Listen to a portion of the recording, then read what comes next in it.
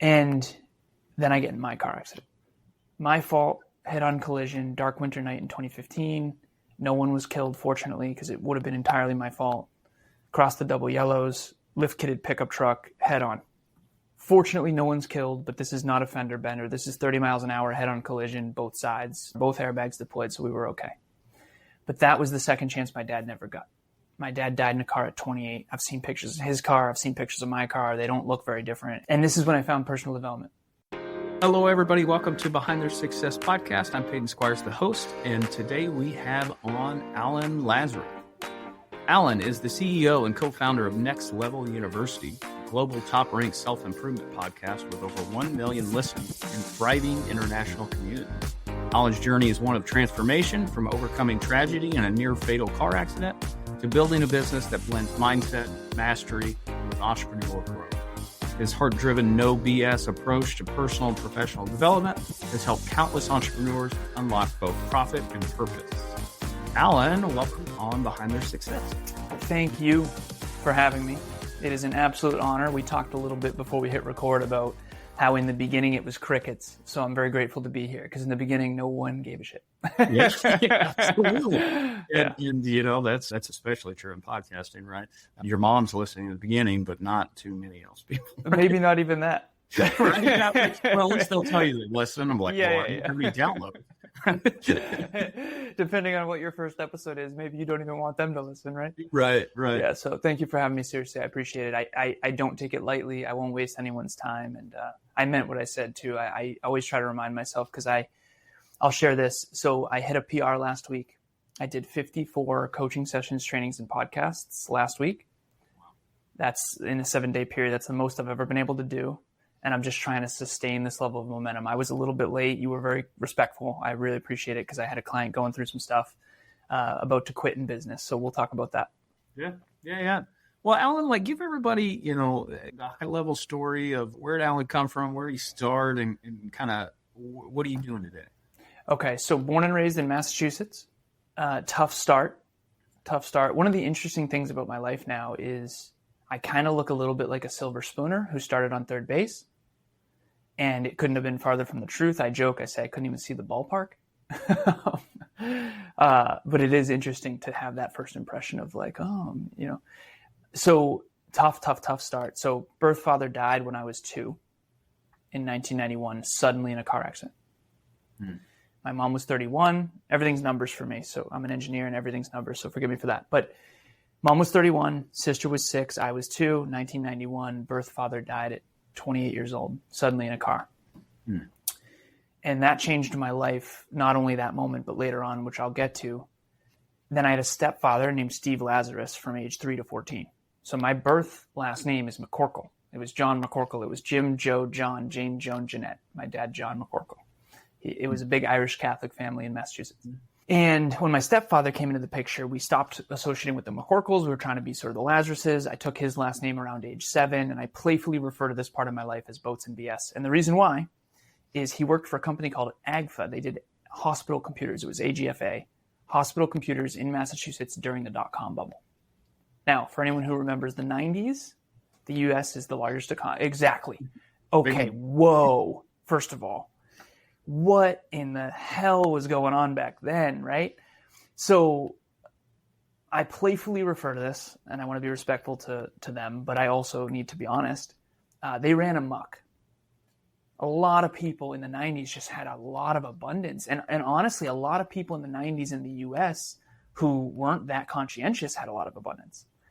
And my mom and stepdad definitely fell in that category. So we had boats, and we had ski trips, and we had snowmobiles, and we had a Ducati motorcycle, and my mom drove a BMW, and we had a yacht, and we had an apartment building, and we hung out with people who owned golf courses. And it's interesting in hindsight.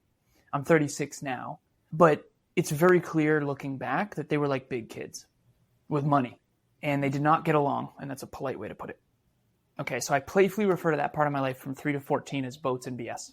I went from boats and ski trips. Stepdad leaves. I'm 14 years old. I'm a freshman in high school. I'm about to start high school. Hardest year of my life. Wouldn't even be able to talk about this until my 30s. Stepdad leaves, takes his entire extended family with him. Also takes 95% of the income with him. So we go from boats and ski trips, Xbox, Dreamcast, early Christmas presents to I get free lunch at school now because our income is so low. We don't have cable. My mom trades in her BMW for a little Honda Civic. The .com bubble bursts, the whole thing. And I'm not going to starve, but how are we going to keep the house in the family? No dad, no trust fund, no generational wealth. And it's like, if it's going to be, it's up to me type of thing. So that same year, hardest year of my life, my mom gets in a fight with my Aunt Sandy, her sister. And we get ostracized from her side of the family. So we don't associate with the McCorkles anymore. The Lazarus has left completely. Haven't seen or spoken to a single one of them since. And I've only seen or spoken to 2 human beings from my mother's side. So by the time I'm 14 years old, I know nothing but abandonment and tragedy and challenge and death and mortality. And I became this esoteric, semi-genius super achiever with abandonment issues. Yep. So 2 reactions, right? 2 reactions. One is that I think there's the real world, there's the social world. So in the social world, I became a chameleon. Fit in, fit in, fit in. Don't lose any more friends. Don't lose any more family. Just hang on to everyone you love. And I became this sort of dim your light, do whatever you can to fit in social coward. Okay. Sure. But behind the scenes when no one was watching, it was fight, baby. It was aim higher, work harder, get smarter. Aim higher, work harder, get smarter. I became this, the drive was ridiculous. So I got straight A's through all of high school. I got the President's Award behind me, signed by George W. Bush. And I got all the scholarships and financial aid I possibly could because my dream was to go to WPI, Worcester Polytechnic Institute. It's kind of like a mini MIT in Massachusetts. And I went from when my stepdad left, I hope I get in, to even if I do get in, I can't go because it's $50,000 a year. And that's back then. $50,000 a year back then. Yeah, that's a lot. Too much. But anyways, so I get all the scholarships and financial aid possible. I mean, I get in, I'm able to go. And I get my computer engineering degree, high distinction, master's in business, and then the economy's coming back, 2012 bachelor's, 2013 master's, and I just tech company after tech company after tech company after tech company, and I do corporate. And 65 a year to 85 a year, 85 a year to 105 a year, 105 to 125, 125 eventually to 180. I worked for a company called Cognex, a bunch of different tech companies, iRobots, Sensata Technologies, Cognex, climbed the corporate ladder. Then I get in my car accident. So at this point, I'm 26 years old. I paid off $84,000 worth of college debt in a single year. I have $150,000 in a Vanguard account. I don't need much because in high school and college, I was broke. So I just drove a 2004 Volkswagen Passat, no kids, no mortgage. My expenses were super low, which is a superpower in business. And I knew what tech companies to pick because I've always been a techie. We were mining for Bitcoin in my dorm room in 2007. The super nerds of the world went to my school, right? And then I get in my car accident. My fault. Head-on collision, dark winter night in 2015. No one was killed, fortunately, because it would have been entirely my fault. Crossed the double yellows, lift-kitted pickup truck, head-on. Fortunately, no one's killed, but this is not a fender bender. This is 30 miles an hour head-on collision, both sides, not good. Fortunately, it was a lift-kitted pickup truck, so they were okay, and we kind of went under it. Yeah. And I was driving a 2004 Volkswagen Passat, which I used to call the tank. And this car was the German-engineered steel trap of a car, both airbags deployed, so we were okay. But that was the second chance my dad never got. My dad died in a car at 28. I've seen pictures of his car. I've seen pictures of my car. They don't look very different. And this was my quarter-life existential second chance. What age did you say? It was close to the same age, right? As your father. Yeah. He was 28. Yeah. And I was 26. And so this is when I faced everything. I faced everything because before that I didn't talk about my dad. Before that I didn't face the abandonment stuff. And this is when I found personal development. Nice. This is when I found self-improvement, personal growth. And I read every book, Stephen Covey, Tony Robbins, you name it, right? And that was 10 years ago. And I started a little company called Alan Lazarus LLC, what you'll never learn in school but desperately need to know. Good luck getting speeches at high schools and colleges with that fucking tagline. And ever since then, I've been trying to bring personal development to the masses and in my own unique way. And now we have a podcast, 18-person team, 24 clients as of yesterday, 112 podcasters and business owners that we work with. And like I said, it's snowballed quite a bit. But ultimately, personal development principles is what I was missing. And growing up, there was none. And I'm talking none. I call it the Boulevard of Broken Dreams. Small town, small-minded, and I was not small-minded. And fortunately, I reevaluated my existence at 26. Yeah, that's amazing. That's a great story. And while, our stories are definitely different, there's some similarities. My father, he didn't pass away till I was in college, but abandonment issues through divorce and all that typical story. And in my personal life, it drove me to be a high achiever. I didn't even realize that, right? It's like I'm running from abandonment issues, trying to prove my worth, yada yada yada. Right? Same. Yeah. Hey, it worked really well. And then eventually, it's like, this is not working. Yeah, well, you're like, it sounds all great, and I even talk to friends or whatever, and they're like, "Yeah, I just don't have that like you do," and I'm like, "Well, it's torture too." It's like, 100%. You know what I mean? Well, people say that to me too because they're like, "Well, you have this drive and this hunger," but it was to avoid massive pain. Yeah, you're just right. running. You're running in the opposite direction of what caused you the most pain. Yeah, and it does. You're right. I got the chip on my shoulder. Don't take off the chip. Just make sure the chip doesn't run you into the ground. Make sure you run the chip. Yeah. And for me, I would say I really dove into personal development. I had my first kid in 2016, second one in about 2017, and that's where I really dove head first, right? Into that whole that whole world, right? And reading all the books, doing all the podcasts, all that stuff, and it's really kind of developed what it is today. What do you like? What? You say you had the car accident, but do you remember specifically how you discovered personal development, or what flipped that switch? Two things. So one of them is a book by Bronnie Ware. Do you know who Bronnie Ware is? She's an Australian woman. She wrote a book called The Top 5 Regrets of the Dying. Okay, I know. Yeah, okay, I know that. Yeah, you've probably heard of the book. It's a very famous book for a reason. I think it's powerful. But so I almost die in a car. Yeah. And then I find a book called The Top 5 Regrets of the Dying. And I was filled with regret. What a coincidence, right? My reticular activating system was looking for answers. Yep. Because when you get humbled to that level, you can't live the same way you've been living in the fast lane, so to speak. And Cognex's motto back then was work hard, play hard. I used to say work hard, play harder. That's the level of super achiever guy I was. Brought my high school friends to college friends to corporate. I mean, we ran amok. We were fun. I grew up in an environment that was about fun. Yeah. And so when I had so much regret around all that because, quite frankly, drank too much and too often, didn't take care of my health. I at 26 realized, okay, I gotta turn this around. And I now have since found out, I think you might know about this too, since you've obviously done some of this reflection. There's something called an ACE score, adverse childhood experiences. And if you have a high ACE score, which I have confirmed from my therapist that I finally had the courage to ask her, and I already knew the freaking answer. Right? Yeah, because on the soul level. And she said, Alan, the highest I've ever seen. And she didn't want to tell me. And I bawled my eyes out. And I knew already. But I needed her to hear it too, because she's a therapist, so she hears all the worst. And she'd been doing therapy for decades. And so it's like, okay, well, out of all of her clients, the hundreds of clients, I have the highest she's ever seen. I knew something was up here. So anyways, high ACE score is correlated with early mortality. So if you have a high adverse childhood experiences score, you can take a test.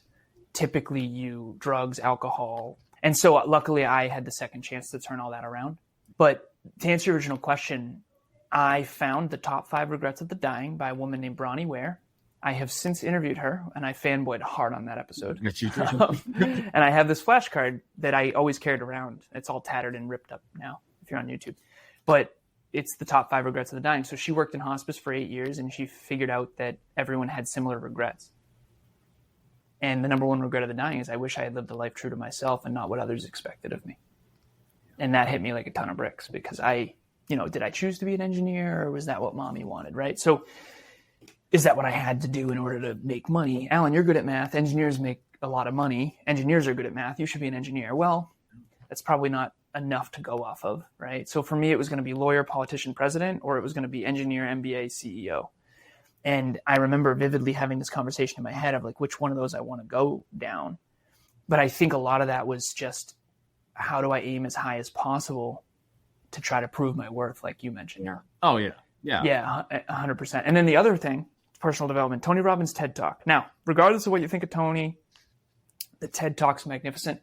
It's magnificent. It's called Why We Do What We Do. And that for me was, yes, this is how I figure out why I'm doing this. Why did I do all this? Why was I drinking? Why is the question.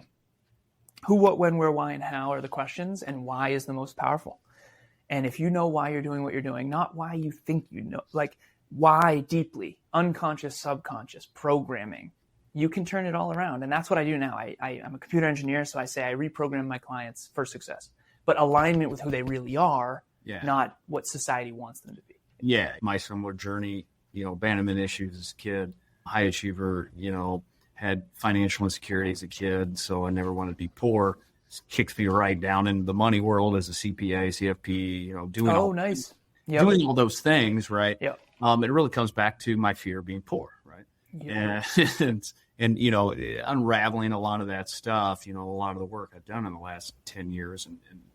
And it's just amazing what you can, when you dive in there and willing to just look at every piece of yourself and not gloss over it, right? You may have spent a lot of years there after that tragedy, right? You said you couldn't really speak to it till past your 30s.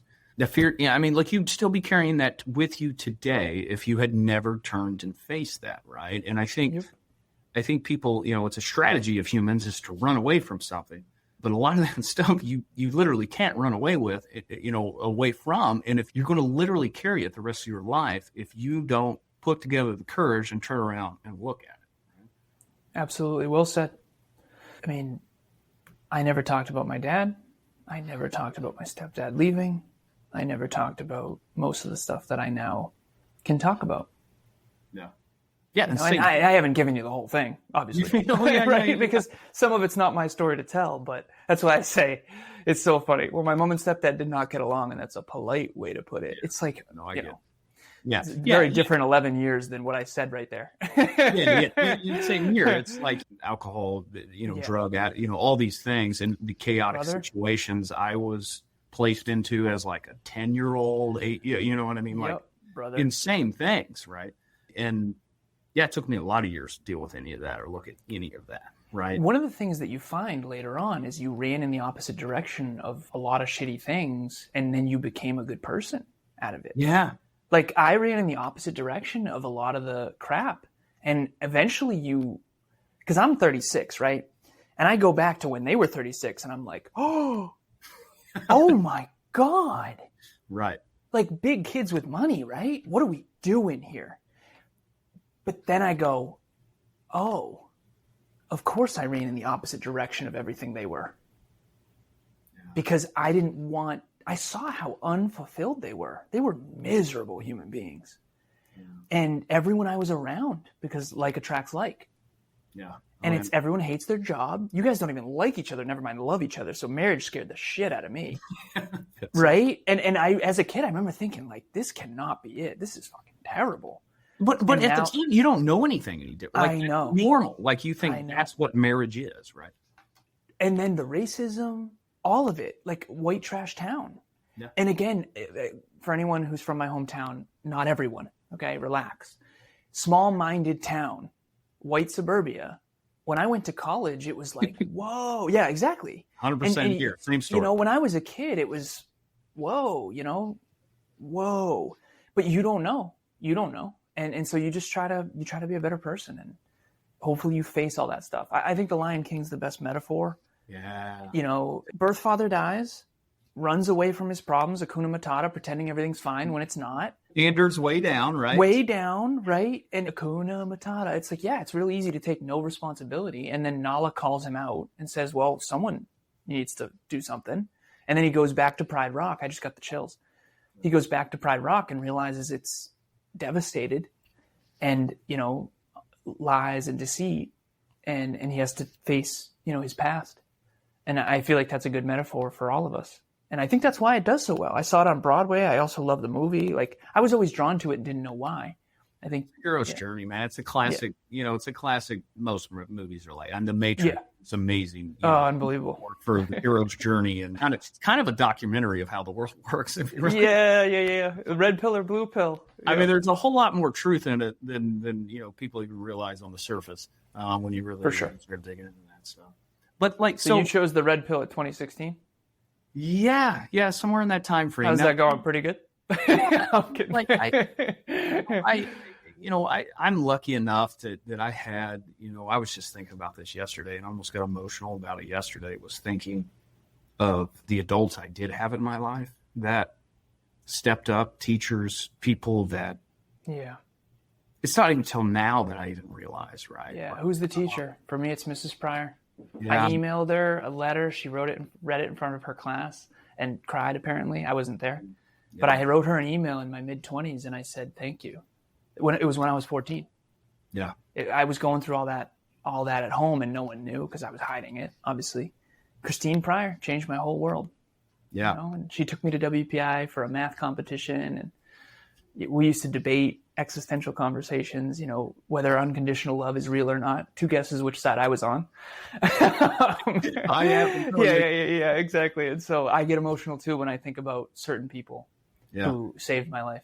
Yeah, and mine was there's more than one. I mean, I had outstanding high school teachers. The one I was thinking of yesterday was Mrs. Arnie. She taught me the love of reading for sure. Nice. That changed my life in a lot of ways. Nice.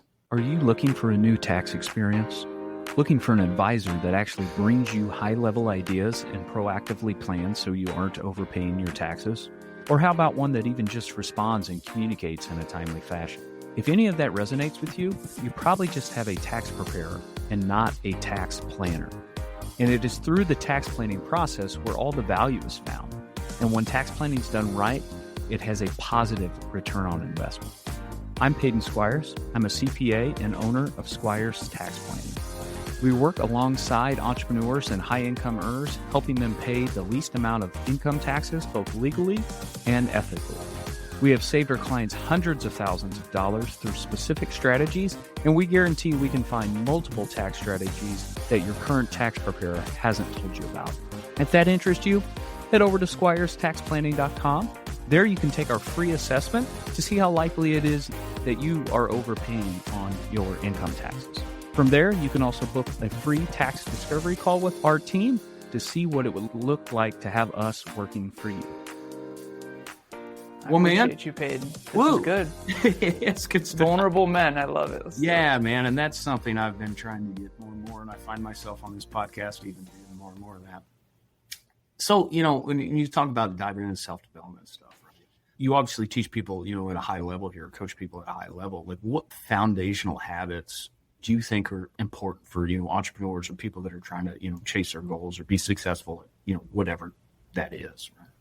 The number one is a meta habit, which is habit tracking. 10 years ago, I had these little black notebooks. They're all over there in the corner. I should put them here so I can show them.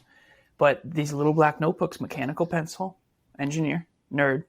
Mm-hmm. And I have a system of success, 3 categories, 5 habits under each, 15 habits a day. And I used to check them off and then erase them and check them off and erase them. And then eventually I did these flashcards. I have like stacks of them. And eventually I was like, I got to save the trees here. So I digitized it all. And I put it into Google Sheets. And now every team member, every client tracks metrics and habits every day. I just got off with a client. We call it a system of success. His name's Max. And we updated his system. And again, this isn't some pitch of my coaching. This is what we do, and this is the advice. Every call, I promise them this. I say, we're going to improve yourself by 1%. We're going to improve your system by 1%, metrics and habits. And then we're going to improve your execution of the system by 1%. Now, that means 3% per bi-week or per week. And if I crunch the numbers on that, you put $1 in a financial calculator and you grow it by 3% per week for 10 years, that is night and day. It's insane. As a matter of fact, I'll give you this stat because most people don't know this. I have it written up here. 0.1% improvement every day for 50 years makes you 84 million times better. Now, literally go do this. Don't do it in ChatGPT because for some reason ChatGPT is terrible with numbers. Just can't add. It's insane. It's like, oh my God. You figure all this out and you can't add. Yeah, I got to go Grok because I can't with the math. My girlfriend almost sent a proposal with bad, it's like, sweetheart, double check. Yeah. ChatGPT does not know numbers. But anyways, and I'm the math and science nerd, so okay. Yeah, you live in that world big time. Always. And so do you, CFP. Oh, yeah. Yeah, I understand, right? I lean so that way big time. Yeah. The amount people don't know finance is mind-blowing. It's crazy. But anyway, so it's like, well, I want to be financially free. Well, you should probably study finance. That's what I did. It's like, no, I just want to be financially free. That doesn't work that way. That's like saying I want to be in shape, but I don't like exercise. But anyways, put it all in a financial calculator, grow it by 0.1% per day. 0.1%, 1/10 of 1% per day for 50 years. Now, Kevin, my business partner, is like, 50 years? No one thinks like 50 years. I was like, dude, just do it. 84 million. It's 83 something. I rounded up. Yeah. 84 million. Now, here's the kicker. And this is my explanation for why I work every day. People think I'm nuts. What do you think it would be if I took weekends off? Oh, it turns into like 20 million or something, right? Like 439,000. Yeah, there you go. I mean, like 439,000. you're breaking compounding, right? That's exactly it. And people are like, why do you work every Saturday, Alan? Numbers. I don't work all day, but I need to get 0.1% better. Go ahead. And it's worse because, say, regular people or normal people, it's not that they don't get better on the weekends. They slide way back. Right? I know. They slide way back. I used to too. All man. the progress they just made for the last 5 days. I used to too. I used to party. Yeah, it's like the diet thing, right? Like you're great for 5 days and you're like, oh, I'm going to reward myself by going back to exactly what just, that I'm trying to get away from. Right? It's literally mathematically neutralizing. What is it, like Warren Buffett says, like, the number one rule in finance is like, don't break compounding unnecessarily. Ever. Yeah. Never break compounding. Yep. And it's called maximizing points, right? So the credit card companies obviously know this, right? So my mentor, he was the COO of iRobot and technically CEO, but the founder didn't give up the title. That's all fine. He was the one when they crossed the $1 billion mark on Wall Street. He was, running the company then, and I worked as an intern. And he's one of my main mentors now, and he's on the board of a bunch of companies, blah, blah, blah. But he said, Alan, the credit card companies are lining their pockets with people's ignorance. 29% interest? Yeah. Are we kidding? That's criminal, man. That's straight criminal. Dude, like, of course, my passion in my life work's been, all around in the money space, and it's such a habitual, like, psychological thing, and it's not, so many people think it's like a lack of information or whatever, right? Yeah. People, like, it's like working out, right? Like, people know how to lose weight, like, just move a little bit more, eat a little less, right? Like that's it. That's it. Literally, there it is. That's it. And how do you be successful in finance? Spend less, earn more, spend less, and invest the difference. Invest the difference. Yeah. Yeah, and obviously there's a million different strategies under all of that, right? But like, if you don't have that, I know none of it's going to work, right? The fundamentals. Yeah. And that's what I think what people don't understand too is, like, they come in, they see successful entrepreneurs like you, other people I have on the show, and they're like, they see these people, they think they've they got something special or something special, some natural talent, some amazing thing, and you don't realize it's like, no, it's just 10 years of compounding. 100%. 10 years of 30 stacking, compounding, all that. Yeah, that's what it is. The Compound Effect is my favorite book for that reason. Yeah. Rationality is actually my favorite. The Compound Effect is my second. People think, well, oh, you love Darren. No. And again, Darren's great, but it's the principle. Yeah. It's the universal truth. It's the universal truth about it. It's so I want to share this with everybody. 84 million when you take weekends off becomes 439,000. That's true for health, wealth, and love. Yeah. Everything. You don't pay attention to your partner, you will get divorced. It's what you're doing every single day. People like, what do you mean? 54 coaching sessions, trainings, and podcasts last week? My average is 54 right now. Why would you do that? Compounding. Yeah. I want to get a little bit better. That's why I'm here. I want to serve and I want to improve my craft. I have something called the 25 impact points of effective communication. I go back, I do something called Facebook Memory of the Day. Whoa. Those things are cringeworthy if you go too far. Brutal. I was college when Facebook was founded. Yeah, right? me too. So you're Okay. like 2 years younger than me. So okay, nice. So we're in okay, awesome. So you remember when it was just college? Yeah, there were only emails. college kids, only college kids. college parties on there. That's what I'm saying. So it's 16 years ago, and I'm like, I said this. I kid you not. I had to go try to get a real job. Good for you. Good for you. I didn't. And I want to see it. I do. I kid you not. I was so ridiculous. Now, keep in mind, I was the math and science guy. I was not the literature guy. And I literally said this, and now I adore reading all the books, hundreds, thousands of books probably at this point. But I actually said this. This is crazy. I said, I read about the dangers of drinking, so I quit reading. What? That was obviously a joke. Okay, that was a joke. Yeah. That is the power of compounding. This is Alan 3.6. I'm going to be Alan 3.7, 37 years old in November. And Alan 3.6 is so much more than Alan 2.6 and so much more than Alan 1.6. And when I give speeches, I always say, think of a dumb thing you did in high school. Everyone goes, yup. And I say, you would never do that again. And everyone goes, yup. And I say, why would you not do it again? And I say, you are now more aware of the long-term consequences or potential consequences of that terrible choice. All of us are dumb in high school. We don't know anything.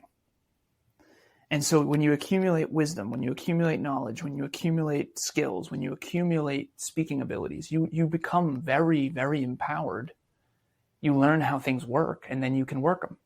Yeah, then you can. And so it's been awesome. And when I was 26, I thought I knew a lot, and now I'm 36 and realize I knew nothing in comparison. And at 46, I'm going to feel the same way. Well, see, and that's the mind-blowing thing. Look at your 10-year ago memories, right, on Facebook. You see that, and you're cringing. Like right? Like, you're like, oh, what an idiot, or whatever, right? But then it's like, guess what? What do you believe today that you're going to think is totally ridiculous in 10 years? Because there's plenty here. That's what I'm saying. I'm always doing that. Where are we still putting leeches on our skin to cure illness? Yeah. Where do we still believe the earth is flat? Where are we wrong? I spend my whole life looking for where I'm wrong.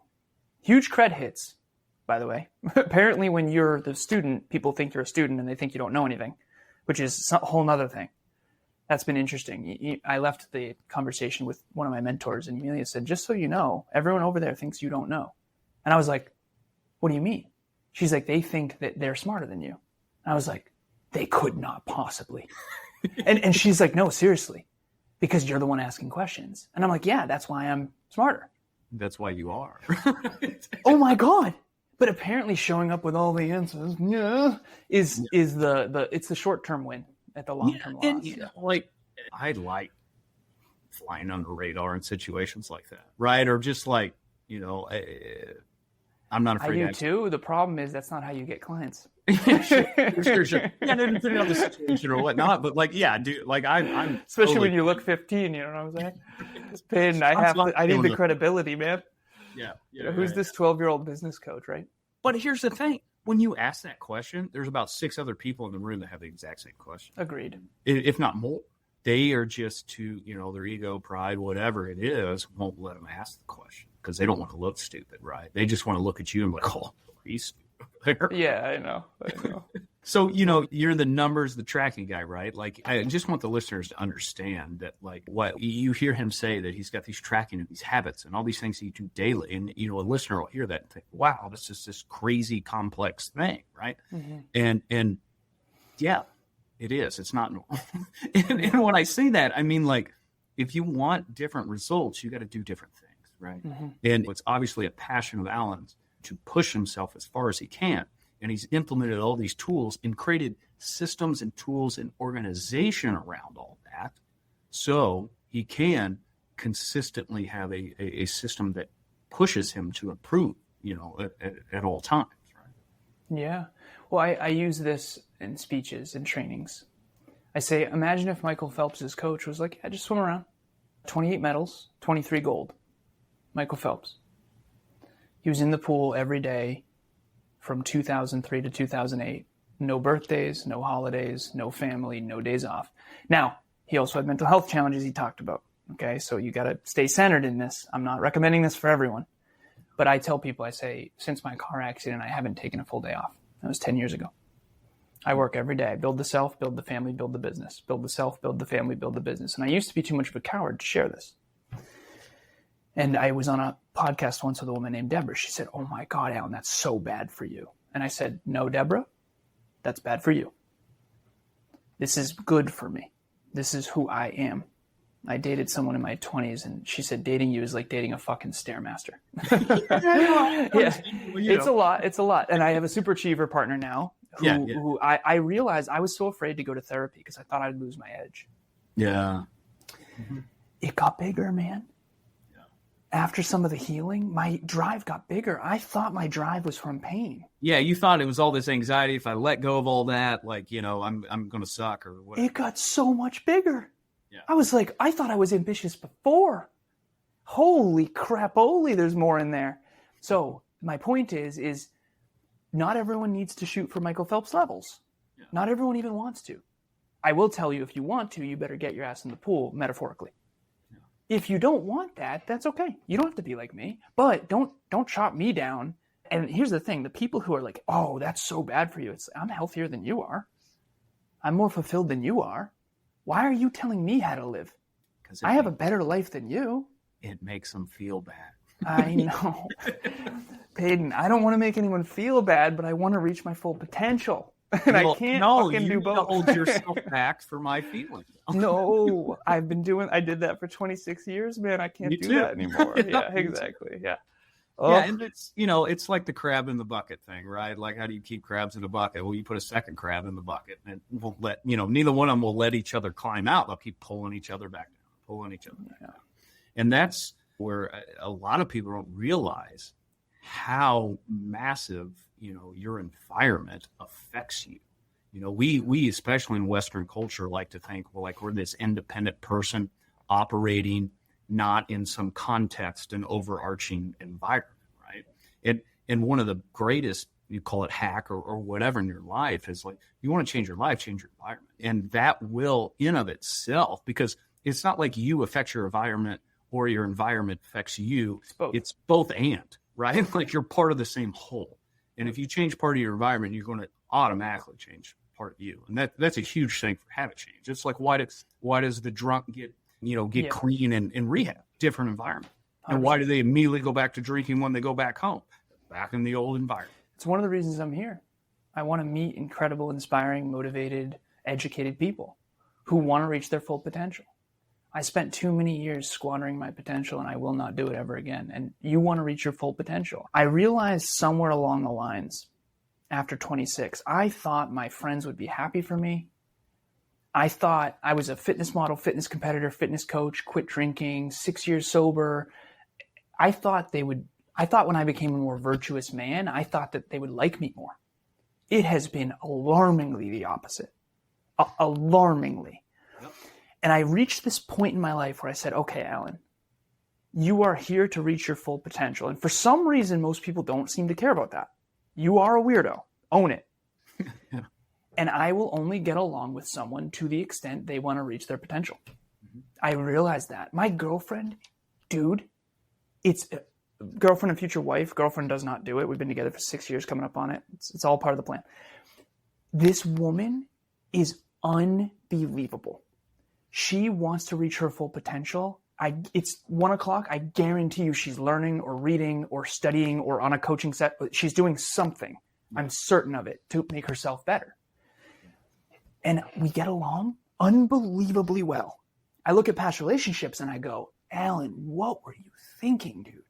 They're wonderful people, but they don't give a shit about reaching their full potential. And if you want to reach your full potential, Peyton, I will be a great ally. If you don't want to reach your potential and you want to stay mediocre, I'm going to be a pain in your ass. Dude, and I finally just owned that, man. Own it is my most important metric. It's called the golden metric. Own it is my most important metric. So a lot of the things I've even shared here, the old me never could have even shared. Yeah, that's great, Alan, man. And same here. You know, people see me and think, you know, I'm this achiever and whatever. My wife's a doll. Dude, that's what I'm saying. Same. Well, dude, Alan, man, this has been a great conversation, man. What, listeners want to get to know more about you, follow you. What's the best way they can connect with you? So the best way, it's going to be me, not AI, not my assistant. DM me on Instagram. You can DM me on LinkedIn. You can DM me on Facebook personal. That'll all be me. You can email me. I always say this, my absolutely people are people who are humble inwardly, who have high work ethic, and they want to reach their full potential. If that's you, please reach out. You can Google my name, ChatGPT. It will all come up. It'll be me. Email, Facebook, LinkedIn, the whole thing. If you want big rewards for minimal effort, do not reach out under any circumstances. I am not your people, and that's okay. There's plenty of people who sell you that story. Yeah, it is fake. It is not real. Plenty of people on the internet that'll sell you that thing. They are selling it. It is a lie. It is a lie. And it's not fulfilling anyway. It's not fulfilling, right? So wanting huge rewards for minimal effort, you can go play the lottery and see how that goes. And I'm not interested because I want to put it all on the court. And when I faced mortality at 26, I said, Alan, you regret not giving it your all. I got straight A's in high school, but I didn't have to try that hard. Same. Right? I didn't put it all on I was just naturally gifted. I was resting on talent, and I'm not interested in that. So if you want to rest on talent, go somewhere else. Yeah. I appreciate that, Alan, man. Like I said, a lot of things you hear resonate with me. Very similar stories of, I was a talented kid and I didn't have to do anything because I had talent, right? Mm-hmm. And I hate that. That's not same. Well, Alan, appreciate you, man. This has been a great conversation. Listeners, catch you next time. Thank you so much. Thank you so much for listening to the podcast. If you found it valuable, please rate, review, and share it. That is the best way to help us build this and reach more people, as we're trying to accomplish our goal of help creating more healthy, wealthy, and wise entrepreneurs. You can follow us on social media by searching for me, Peyton Squires, or going to PeytonSquires.com. On the website and social media, we're always sharing tips of personal growth, and there we can actually interact. I'm looking forward to it. Thanks, guys.